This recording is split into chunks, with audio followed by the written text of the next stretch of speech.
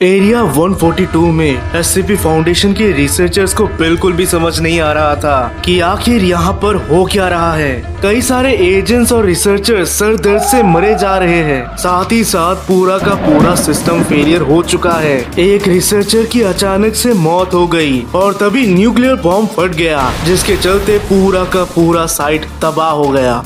Hi guys, मेरा नाम है रूपक, आप देख रहे हैं स्कैरी रूपक और आज हम SCP-1440 की कहानी को जानेंगे, जो कि दिखता तो एक बूढ़ा इंसान है और उसकी स्टोरी भी आपको शुरू में लगती है कि कितनी स्मूथ है, लेकिन ये जितना टाइम जाएगा उतना ही विचित्र होते जाएगा। इसलिए आपको ये कहानी देखने में बहुत मजा आने वाला है, तो वीडियो को एंड तक जरूर देखना। SCP-1440 दिखता तो बिल्कुल एक नॉर्मल बूढ़े आदमी जैसा ही है और एक बार एक इंटरव्यू के दौरान जब उससे उसके डिटेल्स मांगे गए तो वो कुछ भी बताने के लिए रेडी नहीं था।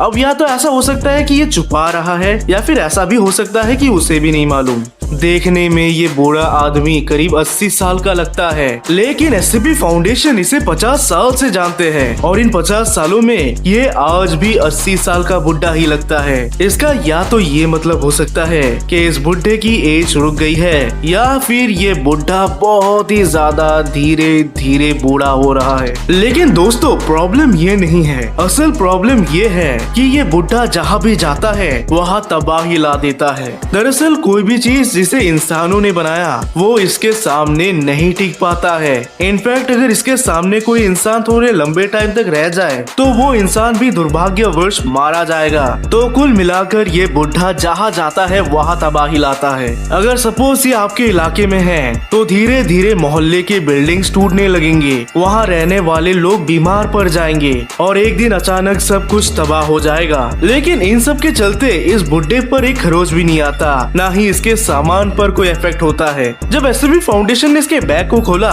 तो वहाँ पर बहुत सारे ताश के पत्ते मिले।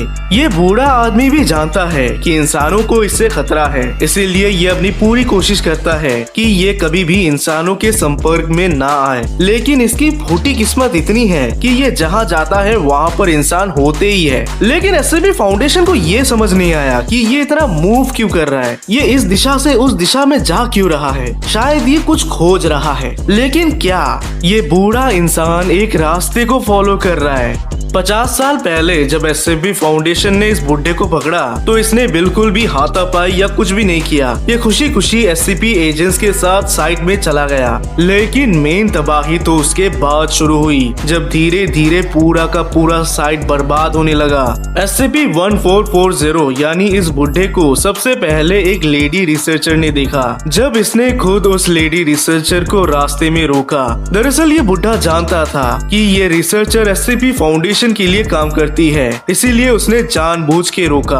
आपको मुझसे कुछ हेल्प चाहिए क्या? ये बुढ़ा उस लेडी रिसर्चर को बताता है कि वो एक डिस्ट्रॉयर है जिसे खत्म होना चाहिए और इसके बाद आगे की कार्यवाही के लिए वो लेडी रिसर्चर इस बुढ़े को साइट 18 में लेके गई। इसके बाद हुआ यूं कि साइट 18 ही वो पहला साइट था जो कि SCP-1440 के द्वारा तबाह हो गया। ढेर सारे एजेंट्स और रिसर्चर्स मारे गए, साथ ही साथ कई सारे SCPs भी फरार हो गए और ये फाउंडेशन के लिए एक बहुत ही बड़ा डिजास्टर था। SCP फाउंडेशन इसे पकड़ने का एक लास्ट प्रयास करते हैं और फिर वो इसे लाते हैं एरिया 142 में, जहाँ पर ये बुढ़ा भी इम्प्रेस हो गया SCP फाउंडेशन के डेडिकेशन को देखकर। लेकिन वो बताता है कि प्लीज मेरा पीछा छोड़ दो, अगर तुम मुझे बर्बाद नहीं कर सकते तो प्लीज मुझसे दूर रहो, वरना तुम बर्बाद हो जाओगे।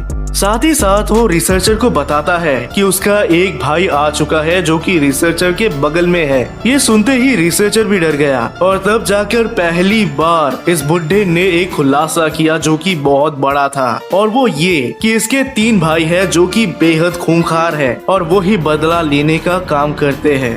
वो बताता है कि ये सारे तबाही यही भाई लोग मिलकर लाते हैं। फिर वो ये भी बताता है कि रिसर्चर के बगल में उसका दूसरा भाई भी आ चुका है। अब अगर बुढ़े को जल्द छोड़ा ना गया तो विनाश शुरू हो जाएगा और ये सारे के सारे लोग एरिया 142 में मारे जाएंगे। रिसर्चर ने पूछा कि तीसरा भाई कहाँ है, तो बुढ़ा बताता है कि तीसरा भाई सबसे जालिम और सबसे डरावना है, वो अगर आ गया तो तबाही हो जाएगी, इसीलिए वो कभी भी नहीं आता। दरअसल ये तीसरा भाई ही वो चाबी है जो उसे आजाद कर सकता है और उसके लिए इसे अपने तीसरे भाई के साथ ताश के पत्ते खेलने होंगे। और इसी के चलते ये इतने महीनों से मैप को फॉलो करते हुए अपने भाई को ढूंढ रहा था, लेकिन इसे आज तक अपना भाई नहीं मिला। ये भाई और कोई नहीं बल्कि डेविल है, यानी कि शैतान। अब रिसर्चर और बुड्ढे में ये सब बात हो ही रही थी कि एरिया 142 में न्यूक्लियर ब्लास्ट होता है, जिसके चलते पूरा का पूरा ये एरिया 142 तबाह हो गया। लेकिन बुड्ढे को कुछ भी नहीं हुआ, क्योंकि 2-4 दिन बाद जब एससीबी फाउंडेशन ने बुड्ढे को ट्रैक किया तो उन्हें वो पूरा नॉर्मल मिला, वो भी 3000 किलोमीटर दूर। अब एससीबी फाउंडेशन ने ठान ले लिया कि वो इसको पकड़ेंगे भी नहीं और इसको कंटेन भी नहीं करेंगे। साथ ही साथ अब उन्हें भी नहीं पता कि ये बुड्ढा कहाँ पे है। और अभी कुछ साल भी हो गए हैं, लेकिन इस बुड्ढे के बारे में कोई इन्फॉर्मेशन नहीं मिली, ना ही ये बुड्ढा आज तक देखा गया है। तो पता नहीं ये बुड्ढा कहाँ चला गया। वेल गाइस, आपको क्या लगता है ये बुड्ढा कहाँ है? कहीं ऐसा तो नहीं कि इसे अपना भाई मिल गया जिसने उसे फाइनली आजाद कर दिया।